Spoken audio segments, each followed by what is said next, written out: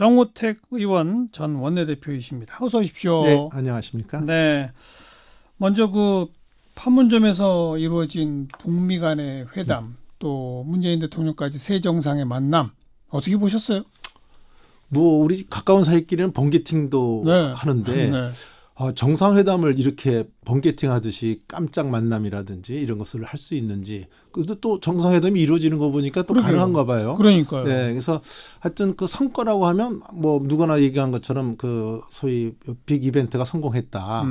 세계에서 이목을 끌었으니까요. 또 두 번째로 우리로 봐서는 북한과 미국이 그 대화의 창구를 다시 한번 열었다. 네. 이게 큰 의미고요. 저는 이제 여기서 좀 한 가지 좀 지적을 좀 하고 싶은 것이 하나 있는데, 네. 1년 전에 그 싱가포르 회담할 때 그 문 대통령이 뭐라 그랬냐면, 북한의 그 비핵화 의지를 확인했다. 이런 말씀을 하셨고, 트럼프도 빠른 시일 내에 북핵을 폐기시키겠다 이렇게 했는데 사실 지금까지 아무 성과가 없었지 않습니까? 예. 그래서 저는 이 말로의 평화, 이것이 우리 안보를 혹시 그 안이하게 이렇게 운영되는 게 아닌가. 네, 그래서 네. 최근에 삼척항에 그 북한 어선이 온 것이 이런 가지 일어나지 않았는가. 그래서 우리는 안보라는 것은 저는 최악의 사태를 대비하는 것이 저는 예, 안보다 물론이죠. 이렇게 생각을 합니다. 네. 그 북미 간에 잠깐 만날 줄 알았더니 53분, 배석자도 없이는 48분. 네. 근데 정식 북미 3차 정상회담이라고 불러도 되겠죠? 그 정도면. 그래서 그 53분이니까 그 전에 1차, 2차 만났을 때보다 더 오래 길었어요. 만났단 말이죠. 네. 그래서 세 번째 만난 건 사실이고, 네. 근데 나온 결과는 딱 한 가지였어요. 앞으로 실무협상한다. 실무회담 2, 3주 내에 개최한다. 근데 53분을 얘기했는데 그 얘기밖에 안 나왔다는 것이 뭔가 있겠죠. 저는 좀 이게 이상한 거예요. 뭔가 있겠죠. 그래서 저는 청와대가 뭐 여러 가지 또 뭐 두 분이 얘기한 또 저 트럼프하고 얘기한 거를 다 공개할 수는 없지만 조금 궁금증이 좀 많이 지금 생깁니다. 모두가 궁금합니다, 사실. 그 나중에 또 뭐 차 타기 전에 한 40초 동안 뭐 그 귓속말로 얘기하고 설명을 했다 그러잖아요. 언론을 다 배제하고 얘기했다는 것도 지금 청와대가 밝히지 않고 있거든요. 네, 네. 그래서 무슨 무슨 곡절이 있기 때문에 그렇게 했다고 이해는 가지만 예. 저 하여튼 궁금합니다. 문재인 대통령이 철저히 스스로 조연을 자임한 거 어떻게 보세요? 자유한국당 일각에서는 비판적인 논평은 나오던데.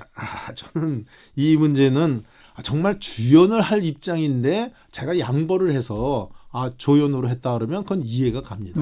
근데 지금 요번에 이 문제를 보면은 운전자론을 자처했던 문재인 대통령이 말이죠. 대한민국 영토에서 그 미국 대통령과 김정은이가 이 회담이 이루어지는데 옆방에서 두 사람 면담을 하고 있는 걸 기다렸다는 것 자체가 네.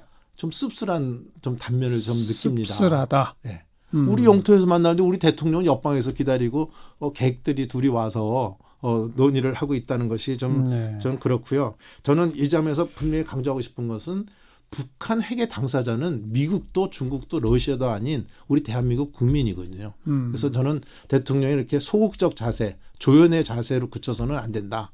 우리 다시 말씀드리면 대한민국의 비핵화의 운명을 좀 우리가 조금 더 적극적인 자세에서 우리가 결정을 해야 된다. 특히 우리가 주의할 것은 지금 트럼프는 내년 대선의 모든 전략을 짜고 있는 것 같이 보이고요. 그렇죠. 북한은 핵 보유국이라는 이것을 인정받기 위한 스텝을 밟는 것 같아서 이 두 사람의 이해관계가 우리 대한민국의 비핵화의 운명을 좌우하는 거로 가고 우리 대한민국 국민이 핵의 인질이 돼서는 안 되겠다. 이 점을 좀 상기시키고 싶습니다. 그 옆방에서 그냥 기다렸던 거 씁쓸하다라고 표현하셨는데, 근데 이제 북한도 미국도 이 북핵 문제는 북미 간의 풀 문제다라고 하는 입장을 기본적으로 갖고 있는데, 근데 거기에 대해서 문재인 대통령이 우리도 같이 3자 회동으로 가자. 그게 적절할까요?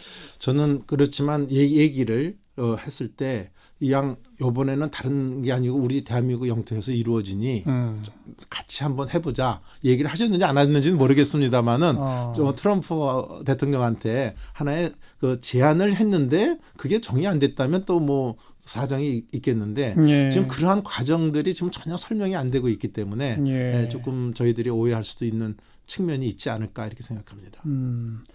남북 간의 별도 정상회담 같은 거는 앞으로 필요하다고 보세요? 어떻게 보세요? 저는 제 생각에는 제가 뭐 예언자는 아니지만 이제 북미 회담이 네.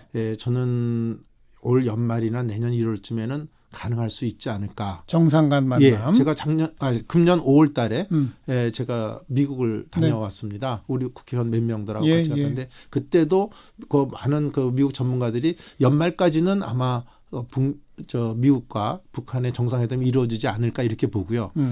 만약 그것이 그 12월이나 1월 내년 1월에 이루어진다 그러면 내년 4월에 총선이 있지 않습니까? 우리 총선. 네. 네. 그 전에 3월 달에 또 혹시 남북 정상회담이 이루어져서 혹시 이것이 소위 북풍의 영향으로 또 총선에 영향을 미치지 않을까. 벌써 정치권에서는 이런 우려의 시각도 나타나고 있습니다. 네. 그 얘기는 그럼 만나면 안 된다는 얘기예요? 남북 정상이?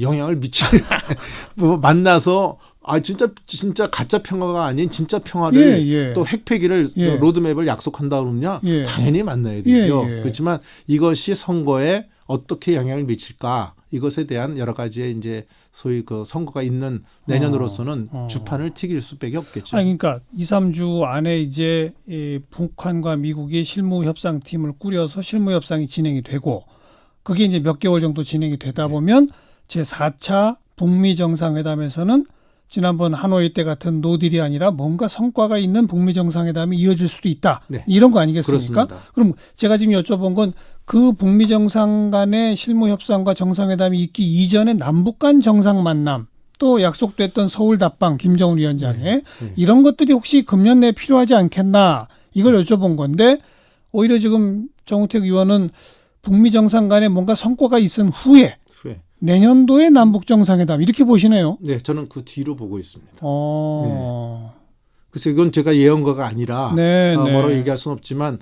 또 뭐 요새는 뭐 하도 깜짝 만남도 이루어지니까요.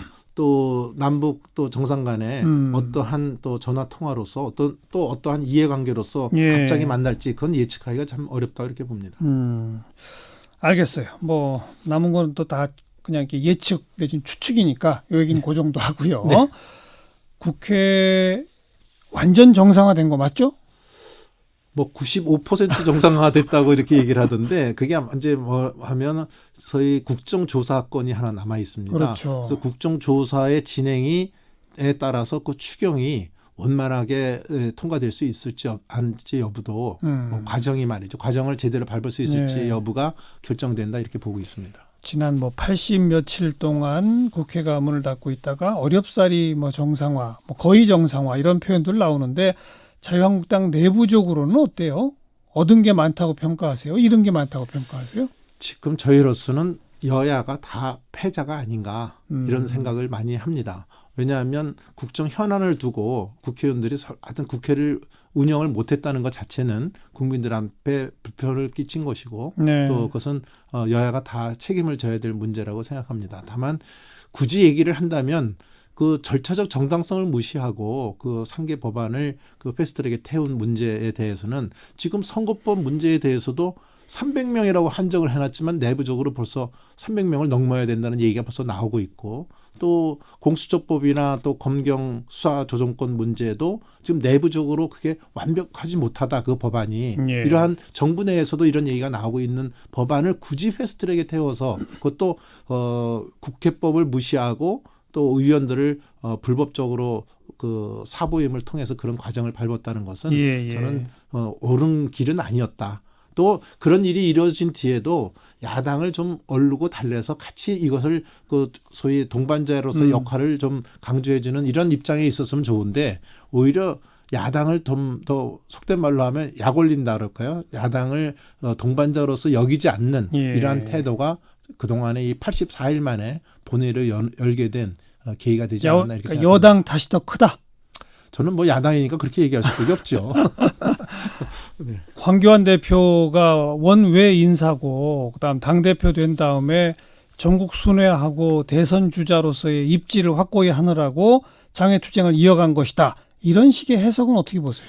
그 문제에 대해서는 저는 꼭 그렇게 생각하지는 않습니다. 그 당시로서는 저희 여당의 소위 그 어떤 국회 운영의 만행을 끝까지 막지 못한 데 대해서 저희들은 국회에 더 머무를 수가 없고 국회를 뛰쳐나올 수밖에 없었던 그때 입장이었다는 것을 저는 말씀을 드리고요. 그것에 상응하게 저희는 장외 집회를 열었던 것이지 황 대표 스스로의 어떤 대통령 후보로서의 이미지를 부각시키기 위해서 장외 집회를 열었다. 그건 황 대표 본인도 그렇게 생각하지 않고 저희도 그렇게 생각하지 않습니다. 그런데 그렇게 보는 그 정치권의 분석은 많잖아요.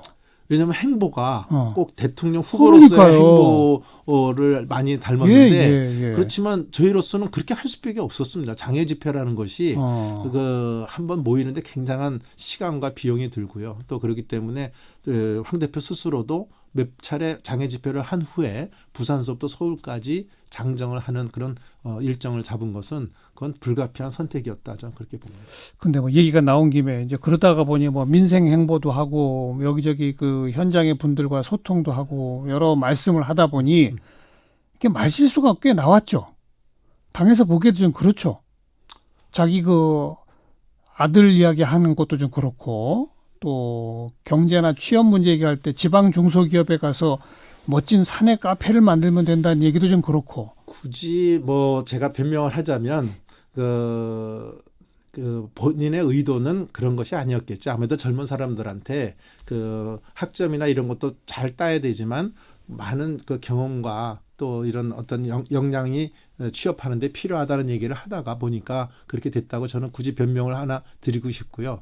그다음에 두 번째는 언론에서도 조그만 말실수를 굉장히 침소봉대해서 하는 그런 영향도 있지 않았나 저는 그런 생각을 합니다. 하여튼 어쨌든 간에 우리 황 대표가 조금 더 말에 신중을 기해서 하여튼 언론으로부터도 그러한 실수로 잡히는 이러한 앞으로의 행태가 나타나지 않기를 저는 바라고 있습니다. 네, 진짜로 경제나 이 취업 문제, 젊은이들의 어떤 삶, 현장 이런 거를 정확하게 그 잘 경험하지 못한 뭐 사실 보면 평생 법조인으로 쭉 살고 그렇습니다. 총리 지내고 그런 경험상의 한계 같은 게 나타나는 거 아닙니까? 그런 경험은 제 생각에는 정치인 아니면 그러니까요. 경험할 수가 없습니다. 그러니까요. 행정만 했을 경우에는 예. 또는 검찰에만 있었을 때는 알 수가 우리 없죠. 서민의 정말 밑바닥 생활이라든지 어려움을 잘 느끼지 못할 경우가 많습니다. 그러니까 요번에 아마 부산서 서울까지 장정을 하면서 황 대표도 이런 측면도 있구나 하는 것을 본인이 많이 느꼈을 거라고 저는 봅니다. 이것이 저희는 그 황 대표한테 굉장한 소득이 됐을 거다 이렇게 판단을 하고 앞으로 정치를 하는데 큰 도움이 되지 않을까 저는 그렇게 생각하고 있습니다. 언론과의 접촉을 현장에서는 기자들이 물어도 대답 안 한다 뭐 이런 건 어떻게 된 겁니까? 그거는 좀 와전된 것 같아요. 와전이에요? 네, 정치가 언론과 소위 불가분의 관계인데 저는 언론과 얘기를 하지 않겠다. 이건 얘기가 안 되는 거죠. 네. 그 조국 수석 법무부 장관 기용 설에 대해서 어떻게 보세요? 저는 전혀 동의하지 않습니다. 근데 이게 진짜 그냥 설이 아니라 현실화할 거라고. 현실화 될 것 같아요. 저희들이 보세요? 느끼기에는요. 네, 청와대가 전혀 부인하지 않고 소위 가만히 침묵을 지킬 때는 되게 긍정을 뜻하는 거 아니겠습니까? 저는 이 문재인 정부의 인사 참사에 마땅히 책임을 져야 될 사람이 오히려 법무부 장관으로 영전해서 간다는 거는 그거는 아닌 것 같다. 오히려 윤석열 지금 검찰총장 후보자에 이어서 지금 아주 대통령의 측근을 법무부 장관으로 임명한다는 것은 저희들은 또 내년 선거가 있다 보니까 이것도 이 검찰을 이 정치 검찰로 활용하려는 것이 아니냐 이런 의혹을 또 갖게 되거든요. 그런데 이게 또 아주 또 내로남불의 상징으로 보입니다. 잘 아시다시피 2011년인가요? 그때 이명박 대통령 시절에 권재진 씨가 그 민정수석하다 법무부 장관 내정을 하지 않았습니까? 그때 박영선 의원 같은 경우에는 이건 독재 정권에서도 하는 게 아니다. 강하게 비판했죠. 네, 엄청난 비판을 했습니다. 그런데 이번에 똑같은 현상이 벌어지는데 이건 또 괜찮다고 하니까. 아직 괜찮다는 얘기는 안 나왔어요. 내정하지도 않았고. 네, 그렇게 생각하면 더 좋고요. 네. 지금 언급하셨는데 윤석열 검찰총장 후보자 인사청문회가 월요일이잖아요. 그런데 참 벌써 언론들이 이런 기사를 써요. 지난번 패스트트랙 충돌 과정에서 지금 고소 고발된 의원들이 많지 않습니까? 그렇습니다. 피고발인 신분의 의원이 검찰총장 내정자한테 질의응답하는 그런 과정이 인사청문회에서 펼쳐진다. 이거 참 미묘하다 이런 얘기 나오거든요. 네. 어떻게 보세요?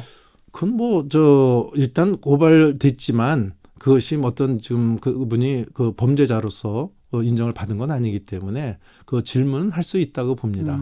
그렇지만 자기하고 관련된 사항을 어떻게 처리할 거냐 이러면 아마 후보자도 거기에 대한 대답 안 할 겁니다. 그러니까 물론 그렇겠죠. 일반적인 사항을 물어보는 것이기 때문에 예. 후보자의 검증의 문제니까 그건 좀 별개의 문제라고 봅니다. 지금 그 고발되어 있는 의원들이 여야 합해서 100명이 넘어요. 네. 근데 특히 최희배 의원을 의원실에 이렇게 이른바 감금한 그 자유한국당 의원들 소환 대상이 됐는데 불출석하기로 했고, 그 다음에 이 경찰을 관장하는 행정안전위원회의 자유한국당 의원 가운데 본인이 직접 고발 당한 사람도 있고 그렇지 않은 사람도 있습니다만은 경찰을 향해서 앞으로 그 수사 어떻게 할 건지 계획 내라 자료 요구를 했단 말이죠.